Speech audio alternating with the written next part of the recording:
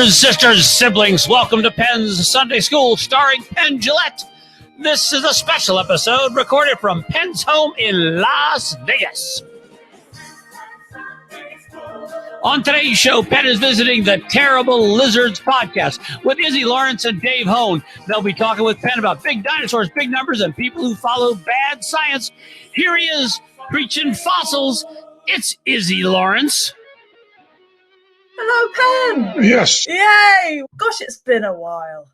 God, Long time. I'm always so surprised every time I see a photo of you these days of how slim you look. It's amazing. Well, I'm even slimmer now. I've been kind of focusing very seriously on that. So. Well, it's very good, very handsome. This is Dave. This is my friend Dave, who is a Hello, lovely to meet Dave. you. How are you? Hi. My name is Penn. I know. Same to Izzy. I started watching you when you were on Channel 4 in the UK in something like about 88. So That would have been a little later than that, but yeah. okay. yeah. Early days, yeah.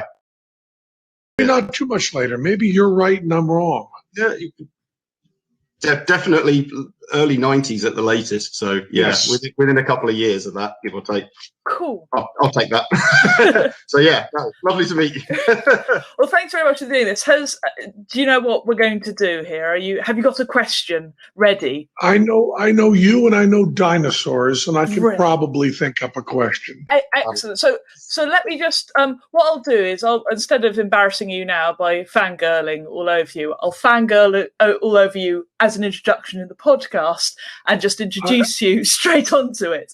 And basically, We all need someone we can fangirl over, and you can fangirl all over me. oh, brilliant. To borrow from Mick Jagger. Excellent. Well, what is your background with dinosaurs? Were you ever a dinosaur fan? Are you a dinosaur fan? Do you like them?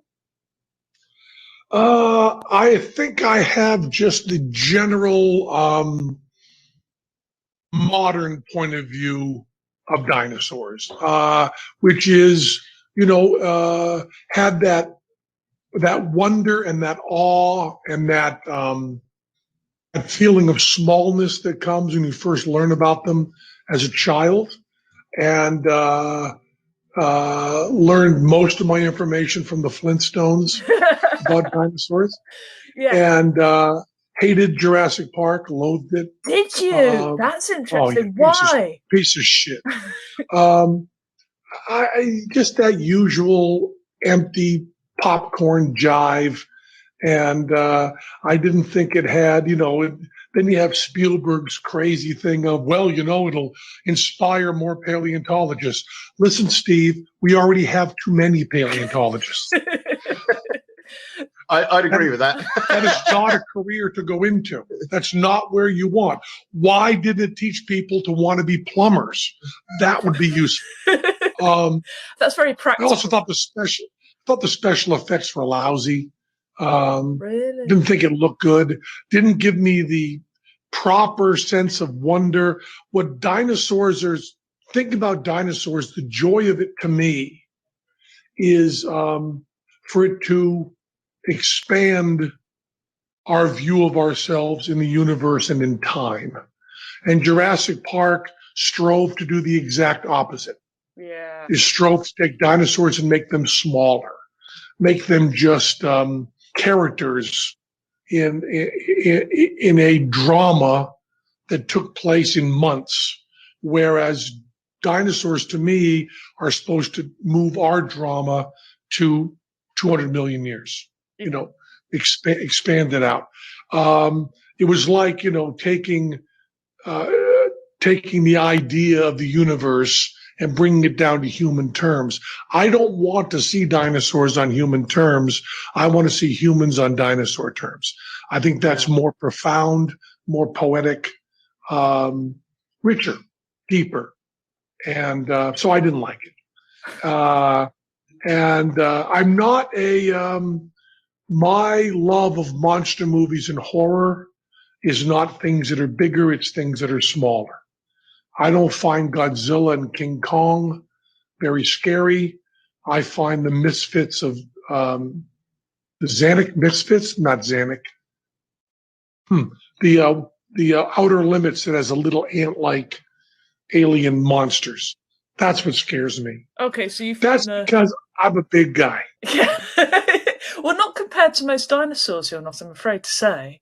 Most dinosaurs? Most Yeah. dinosaurs. Most Most dinosaurs are bigger? Yeah. Yeah.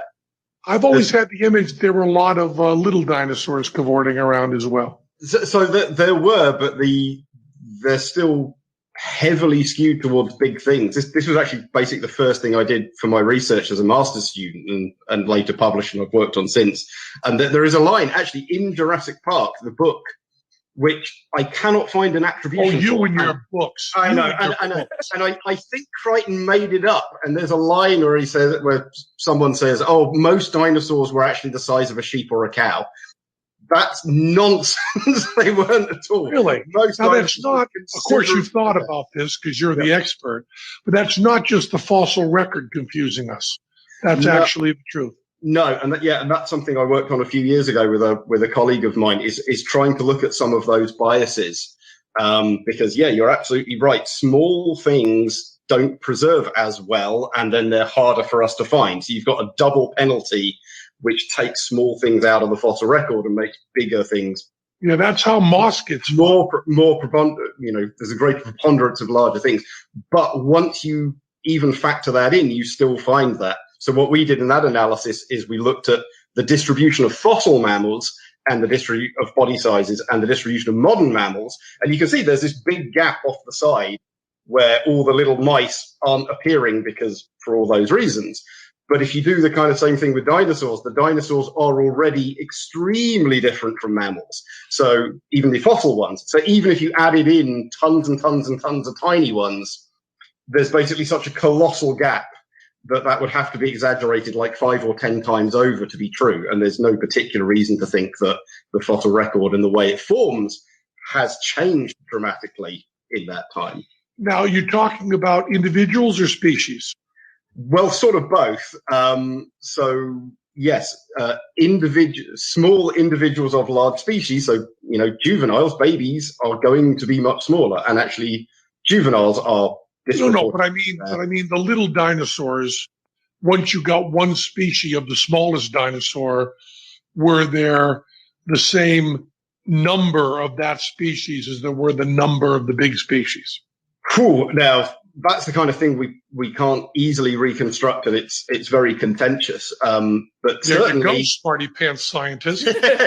but that's also part of it. So yeah, you're right. If you have very big species, if you have Diplodocus, Brachiosaurus, all that kind of stuff, probably most individuals were much smaller than the big adults, which are the ones we're familiar with. If you go down to Florida and go out looking for alligators, you will see the occasional 4-meter monster, and you'll see plenty that are kind of 2 to 3 meters. No, but that's not my question. Mostly what you see is tiny ones.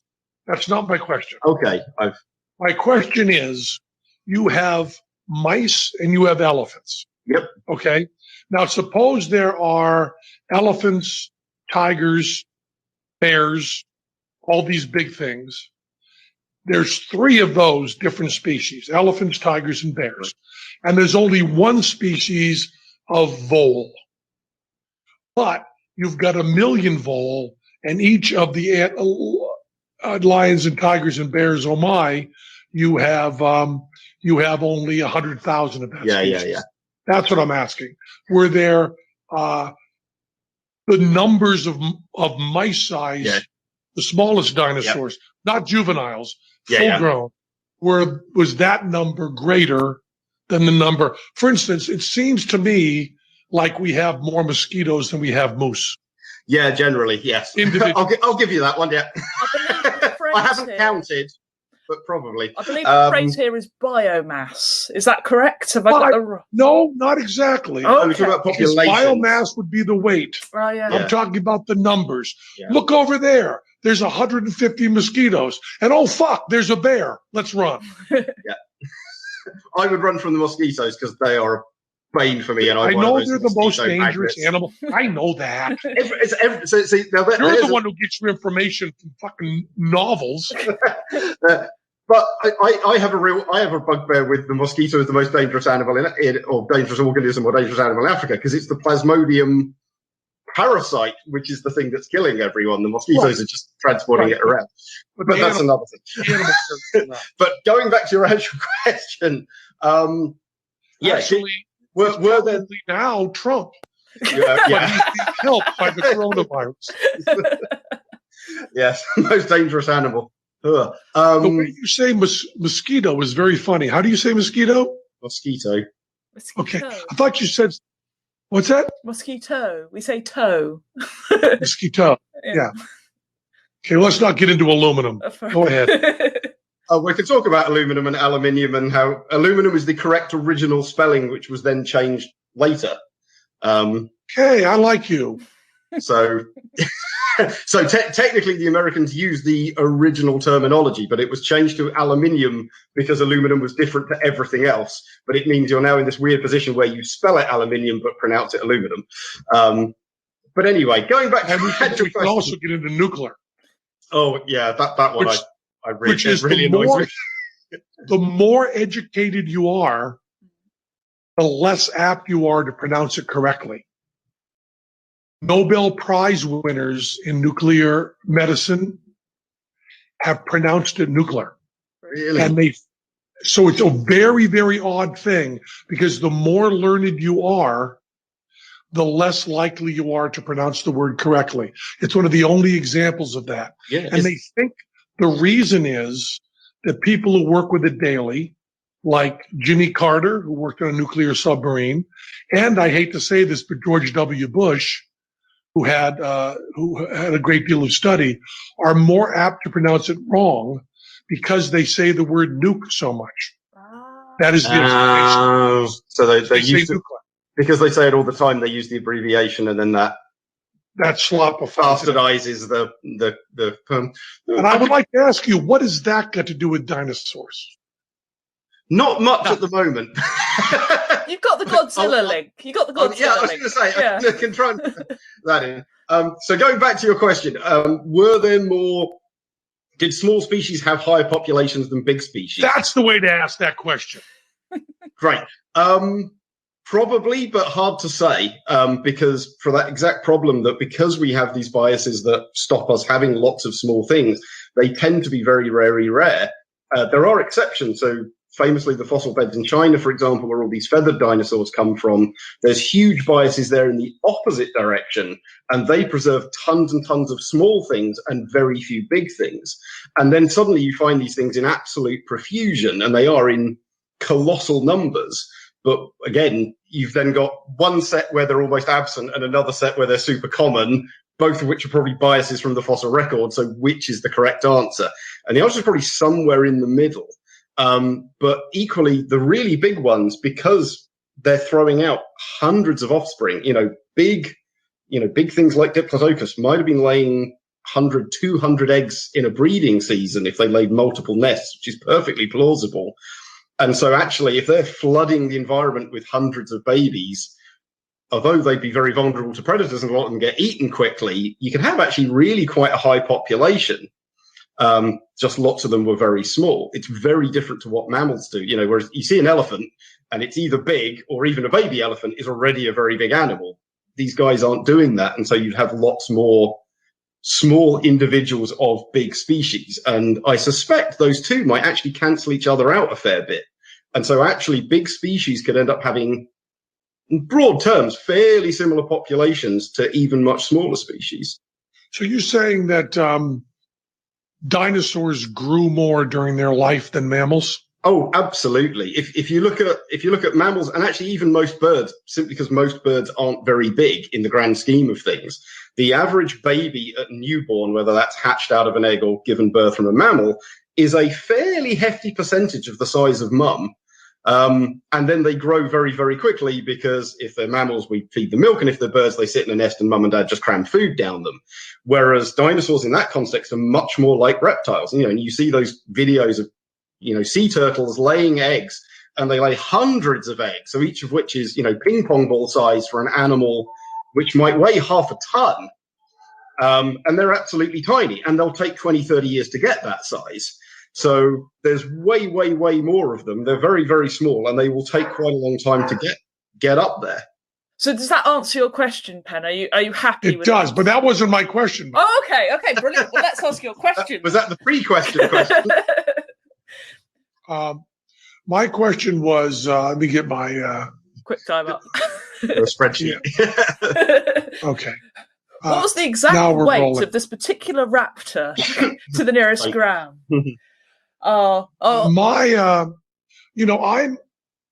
I'm really, I believe that most of our problems with people being religious and people being anti-science is simply, and really comes down to this in my mind, not being able to imagine big numbers. I was just reading my friend Lawrence Krauss's book about the history of an atom, and he starts out by saying, we have to imagine the entire universe the size of a baseball. That's where he started. Yeah, I was going to say, lost me already. What? Lawrence, we can't do that. Yeah. And I believe that human beings in their imagination can do about 200 or 300 years, maybe 5. And when you hear something like Cleopatra lived closer to the man on the moon than she did to the building of the pyramids, you go full ape shit. When you realize that humans have been around 200,000 years, somewhere between 100,000 and 200,000 years, and we've had agriculture for 10,000, you can't fit that in your mind. I can't. I have no way of doing that. And I believe that evolution is nonsense unless you can think of really big numbers. So with dinosaurs, you've got them gone about 65 million years ago. Yep, spot on. And you've got humanoids maybe 6 million years. And you've got dinosaurs for, if I'm not wrong, like 150 million years. From about 230 to 65. So now I'm trying to do the math. So 165-ish. So yeah, right around that. And I know that when we say the word dinosaurs, it's like we're saying the word, it's like we're saying the word mammals. There's a huge, broad, different kind. And I also think I know that there were many, many dying outs and risings during that 150 million years. Absolutely. Yep. What I wanted to know was what dinosaurs in that 150 million year window were the most successful in terms of being there the longest.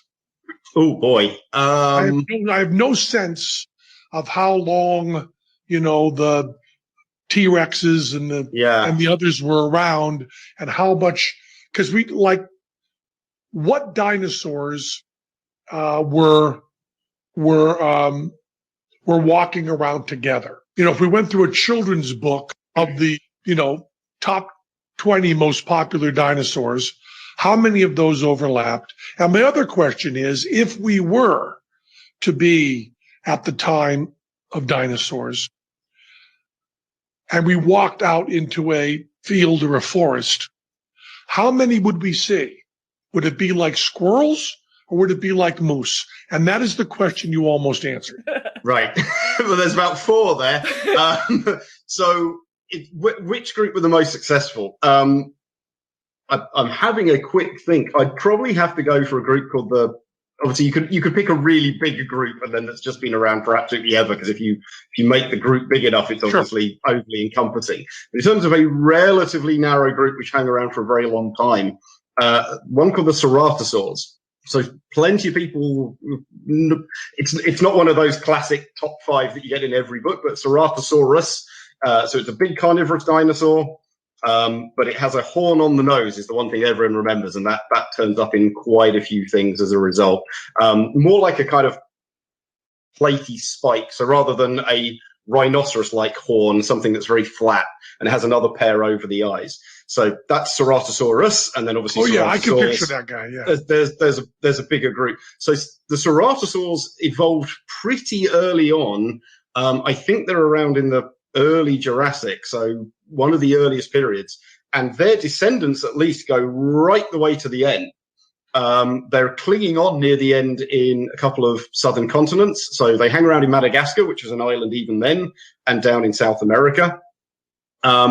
But there were, and by this time their descendants were a group called the specialist division of that's called the Abelisaurs, which are famous for having unbelievably tiny arms, even smaller than T-Rexes. They're like these nipples. tiny little They're nipple-like ridiculous. paddles. Yeah, they are utterly small. But that meant the Ceratosaurs had an extremely So they would not long be able to pull your hair while fucking you. No. No, no, we can pretty safe on that one. So again, given some That of should have been my only question. by the way. What dinosaurs could pull your hair while fucking you? yeah. So that was the first question you asked. I'm trying to remember the second one. The third one So they would have. And how big are these spiky nosed guys? So the little ones are tiny. So I was part of a group in China that described one of, if not the smallest, and that guy was 2.5, 3 meters long with the tail, so only kind of chest high to a human to the top of the head. The big ones were 10 meters long, 3/4 of a ton in mass, really serious predators. Most of them were pretty big, actually, but there was a couple of small ones. And it's carnivores that do the longest span, huh? That surprises me. For that one group, yeah. It's one of those things where there's almost a little bit of randomness to it. So, of course, to answer the question, who was around longest, you want to be one of the earliest groups and then just not go extinct. And so, there's half a dozen early groups, and for whatever reason, they didn't go extinct when the others did, and maybe they just got lucky, or maybe there was something special about them. But they're not well known. We certainly the early Ceratosaurs do not have a great fossil record, so we don't know much about their origins. The one I described or helped describe, a thing called Limusaurus, so the mud lizard, because the ones we found were basically died in a mud pit, almost like quicksand. Which is the way I intend to die, but that's not important. I'll note that for future. But they were actually herbivorous, so it's a carnivorous branch, but there's a couple of these early divergents, and they were the earliest ones that we know of that flipped back to being herbivores, and they lost all their teeth. Me too. Yep. Yeah. Well, don't lose your teeth. That'll make it harder for you. They got a beak, but they dropped all their I don't teeth think out. they had potatoes then either. But, Probably, yeah. Now I'm trying to think you don't about the have to fossil work record out of fossil record of potatoes. So fine. the silent We've got too many questions. Come on. Yes. So- The third one was if you walked out of a time machine, how many would you see? Probably quite a few. It's going to depend on where you go. If you go to grasslands, even back 300 years before the buffalo had really taken a hammering, buffalo were present in large numbers, but there's still going to be areas where they're less common. Whereas obviously there are bits like the Masai Mara Serengeti even now in Africa where it's just big animals. Every few hundred yards. It's really not. You might go half an hour without seeing anything, but the odds are if you dropped into a random spot, you would probably see an elephant or a rhino or a giraffe or a dozen zebra or maybe a few hundred wildebeest. And there's no reason to think that the dinosaurs were any less numerous. In fact, there's some reason to think they were quite a lot more numerous, because in some ways, some of the big ones were actually really efficient, and therefore you can have more biomass of dinosaur than you could of mammal for the same amount of plant, which might actually make them quite a bit more numerous in some places. So potentially, you could walk out and easily see them. And I cannot remember what the middle of your 3 questions of your 1 question the second round questions was. I got, what was it? Something to do with what lasted longest? Yeah. How many would you see? And there's another one. And if you can't remember, It was something to do with It was tied in with the time. with the one you already the one that you already answered about how the big or population. Yeah. Okay. and what is the nearest thing if you were not allowed to speak, but could only point to an animal, Right. what is the thing alive today that's closest to a dinosaur? Would it be alligator or would it be pigeon? Sort of pigeon, but not really, and equally sort of not alligator. So birds are the literal descendants of dinosaurs. So birds are dinosaurs. So that's one. But people often have this. There's it's almost a meme, but there's an idea that chickens are in some ways the closest to dinosaurs, and they're not. You've got this big branch for birds. Sorry, I'll start again. For birds that are still alive today, because obviously lots of bird species are extinct as well, you've basically got three big branches of bird evolution. One is things like ostriches, one is chickens and ducks and geese and turkeys and pheasants, and one is everything else. And so, of course, because of the way they branch out, you could argue that any of those three big branches is the nearest thing. But effectively, something that's close to the ancestor of ostriches and chickens, but of course that bird doesn't exist anymore. That was around probably 70 million years. We also fucked up chickens so much. Chickens are not anything that ever. Yeah. Ever, I mean, cows and chickens we kind of created.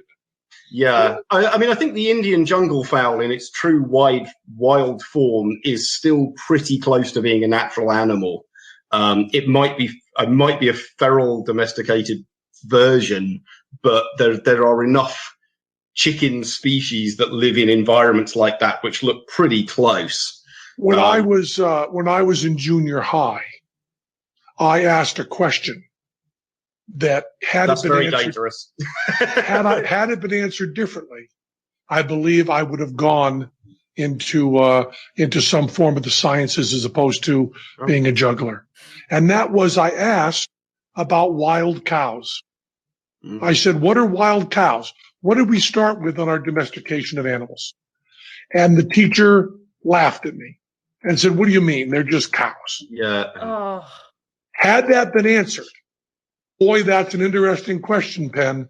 Maybe you can spend the rest of your life asking it. Then you would now be interviewing me as Penn, the cow expert, the person who knows more about wild cows than any other person on the planet. The biggest rancher. Yeah, and that is a great. But now you're talking to someone who knows nothing. I think we both know that's not true. But I'm really fascinated that the domestication of animals is essentially what gives us all our viral diseases. Yeah. Everything. With, you get, tuberculosis from cows. You get the colds from horses, I believe. And, of course, all your flus from ducks. I'm trying to remember if it's, and this may be totally wrong and apocryphal, and I've just heard this because I haven't looked everything up and didn't know we were going down this route. I believe that it's syphilis is a venereal disease in llamas. Wow. It certainly is for me. Those hot llamas, I can't resist them. Well, that's the one thing that will definitely survive this interview in the cut. But, back top of the episode, Penn announces. Yes. It's very well known, and there's video available. It's not a scoop. Thank you. Good. Thank you so much. But all my fascination with dinosaurs is strictly in time. Just trying to get that 6,165 million to balance together. Because if you can hold, I believe, if you train yourself, and I believe it takes decades, if you train yourself to be able to think in millions, I believe you can understand evolution. Yeah, it's something. If you can't, you're taking it on faith. Yeah, my dad bugs me about this. He goes, "How do you deal with the numbers?" And I'm not sure I do. They've kind of become abstract to me because, yeah, as you say, even though I work on it, 148 million years versus 152 million years, they're both almost equally inconceivable, as is a 4 million year difference between them. And yes, huge difference, and yet you just shrug it off. Yeah. I think we worked out at our very first episode, we tried to explain it. We said, well, if you take all the Harry Potter books, so that's 7 volumes, now how big they are, there's about just over 1 million words in all of them. So if each word is a year, then you have to imagine a shelves of Harry Potter books back in time, with each entire, even the word A or Dumbledore is all 1 year. You can't deal with that amount of time. There's an interesting thing about the evolution thing. If you, I've recently read Tom Holland's book Dominion, and that poses, it sort of shifts the reason why Christianity finds evolution so hard to grasp. It is that the idea of survival of the fittest, and that is directly against the Christian idea of the meek will inherit the earth. And it's that really riles them up and makes them fight against it, because they want to see God in nature, and nature's a bitch. And so, but it's also because, and I argue with all my friends on this. My friend Dr. Greger, who's an epidemiologist, I was just reading his book, and the verbs he chooses to use are wants. The virus wants this. Yeah. And my biologist friends use those terms, and that anthropomorphizing, I believe, drives people crazy. Because evolution, the coronavirus does not want or need anything. It's just the one that happens to live is not even trying to live. Yeah. It's just that we know about it because it does live. And that sentence is the hardest thing for me to understand. The coronavirus is not mutating. It doesn't, if it doesn't kill people, it's more successful. If it's longer being contagious before showing symptoms, it's more successful. Yeah. None of that has any plan or any idea. All of that is just, that's what happens. And that thing you said was very, very important, that I think is often forgotten when talking about evolution, in that the one that just happens to live. Yeah. And I have no sense of how much of that is chance. I can't do that on Microsoft and Apple and, why Bill Gates was so successful. Yeah. If you talk to him, he will tell you, almost any truly successful person will tell you, there's a huge difference with luck, because Bill Gates knows personally and socializes with 36 people who are smarter, harder working, and less successful. He knows, and he knows they're smarter in every way. He's smart, and he knows they work harder, but he knows they're less successful. So he's flooded with that information to know that he's lucky. But that's the easy one, because we understand people. Yeah. The idea of understanding that a dinosaur at the early part of the dinosaur reign makes it through 160 million years because of luck. Once we've learned survival of the fittest, then we're going to go back and go, and oh, by the way, that's not true. They can also get lucky. Yeah. And you go, fuck you, shut up. Shut up. I was just working on that, because the fittest always survive. We can kind of get our heads around. Yeah. But the idea that you've got to be successful and buy the lottery ticket that wins, both of those things simultaneously, and you have 100 million years to do it. Yeah. But you get to buy a ticket every day. Yeah. But it also goes back to your point about big numbers, because the populations are often inconceivable. That's the other thing, all right, there's 1 million wildebeest, there's 1 million buffalo. Even those are giant numbers. But yeah, when you're talking about beetles or bacteria, which are in the trillions, then yeah, it's not too hard for one of them to win the lottery every day of the week. Because I'm reading the Lawrence Krauss book, and he has 10 to the 27th power. That's a number he's throwing at me. Yeah. And I write him an email and I go, Lawrence, you stupid motherfucker. Don't you realize that some people who dropped out of Greenfield Public High School are going to be reading this? Try to keep your numbers under 100. But it's like most people. You can have 100 to the 26. Well, Well, it's like most people when they hear about a billionaire, they think, oh, millionaires and billionaires, forgetting that, what's the difference between a millionaire and a billionaire? About $1 billion. That's basically, it's a huge amount of difference. There was a horrible study that was done in done with American school teachers who thought that million and billion were both just big numbers. And, you've got to say, there was this wonderful chart. I can't do it off the top of my head, but 1 in 10 happens to you today. Yeah. 1 in 100 happens to you this week. 1 in 1,000 happens to you in a year. 1 in 10,000 happens to someone you know. Yeah. 1 in 100,000 happens to someone you've heard about. And 1 in 1,000,000 you never know about unless there's electronic media. Yeah. We haven't even gotten over 1 in 1,000,000. Yeah. And there's the other problem, which I think can sum up our political problems, which is we are kind of set to deal with about 300 people in our lives. Yeah. And so that when we see someone pulling off someone's mask and hitting them with a club, part of our lizard brain thinks that's about 1 in 300 people are doing that. Yeah. That's 1 in 150 is a Dunbar's number. 150.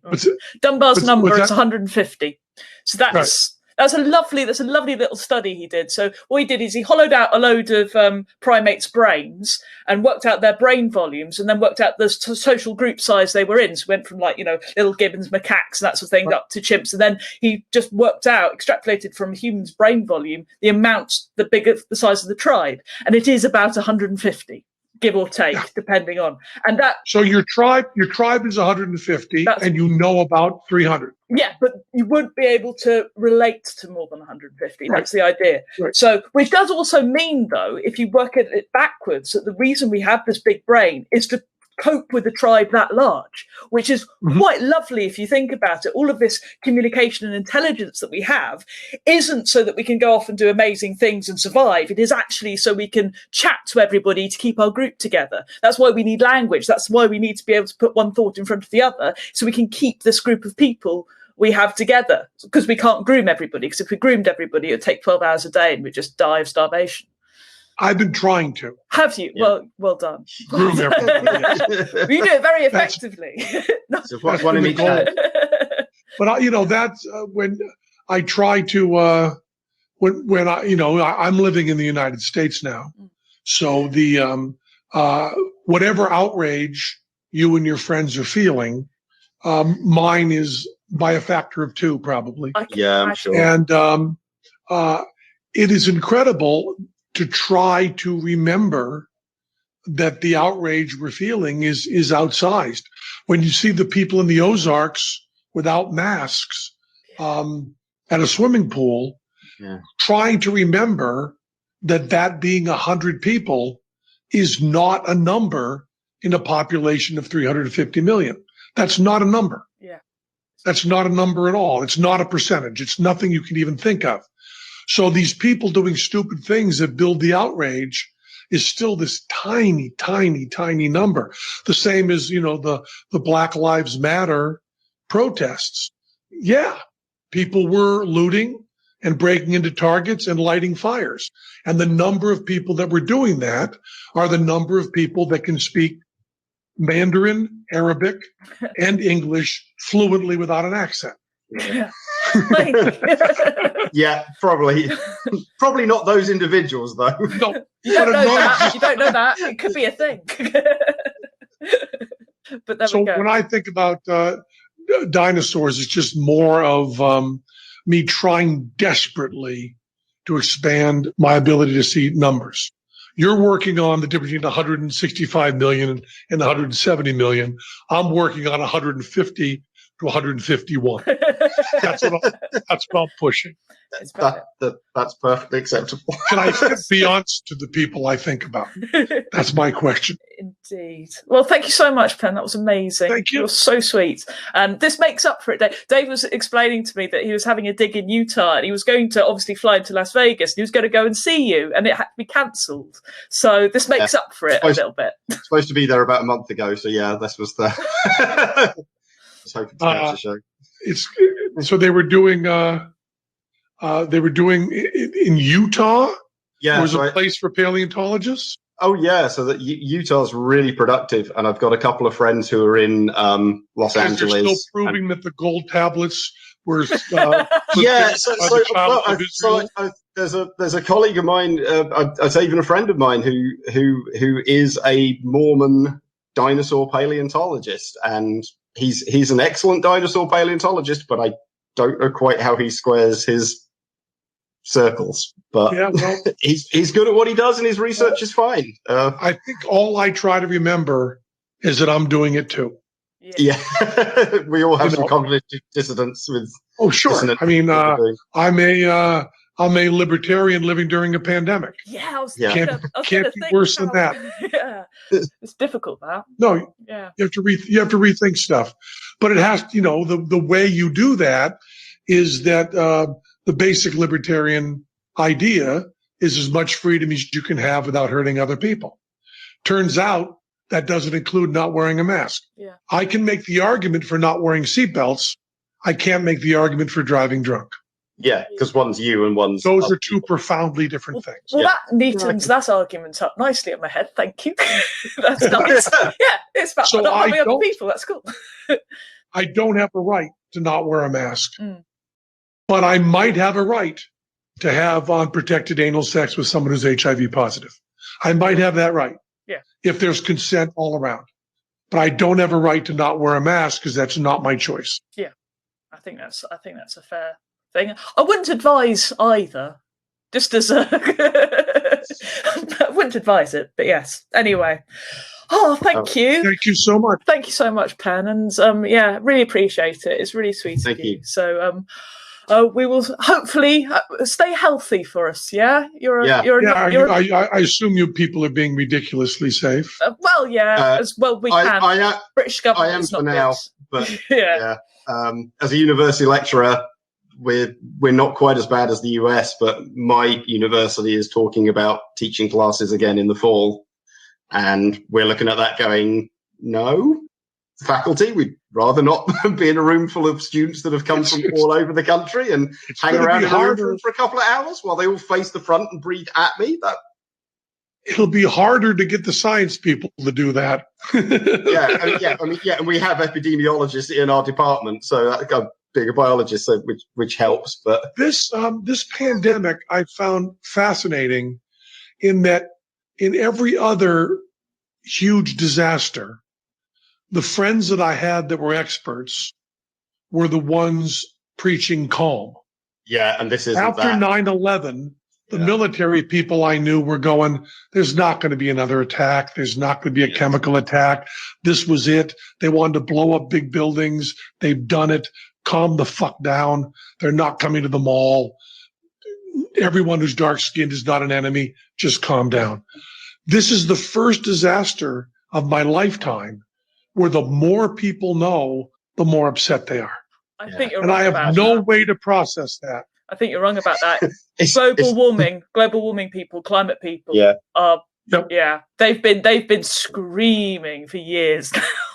and after seeing this, you're kind of like going, maybe we should listen to those guys a bit more. Well, and also the the environmental part of if we're going to keep putting chickens by the millions, feather deep in their own shit, we're going to keep getting viruses. Yeah, you're going to keep getting problems. Yeah, and one of the things that's wrong about this is that everybody's blaming the exotic foods, and they're not aware that that it is the common foods that are going to get us with the flu.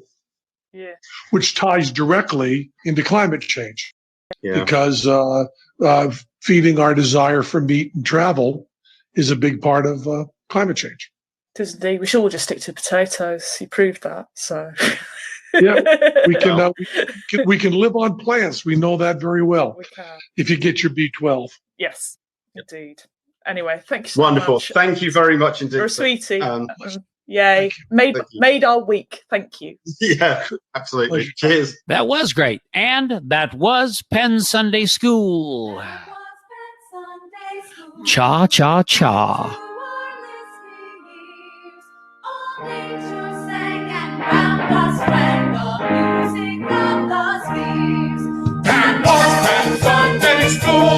Tune in again on Wednesday. We got another bank show for you, and it's the Big Think. It's going to be great.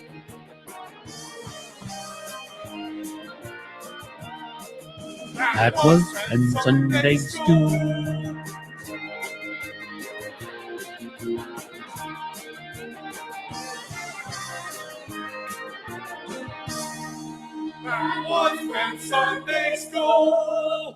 All right, I'm about to thank some Patreons here. Now, if I mispronounce your name, feel free to, one, either change the way your name is spelled phonetically in your Patreon page, or you can email me, Matt@HeyScoops, to get your name pronounced correctly on air. All right. I want to thank Ross Devereaux, Tony McElroy, Rue Dudley, Ryan Matthews, Jeff Baker, Jeff Peterson, Eric Doble, Elon Lee, Leah B., Jay McCulley, Kirill Varshavsky, Kelsey Johnson, Nicole Martin, Matthew Roche, Sarah, Brian and Michael Ladle, Steve Adams, XGD Falcon, Jamie Thrasher, Rachel Hawkins, Mark Smith, Katie Warren, Jake Schneider, Pete Hawk, Mark Hauser, and David. Thank you guys for supporting us on Patreon.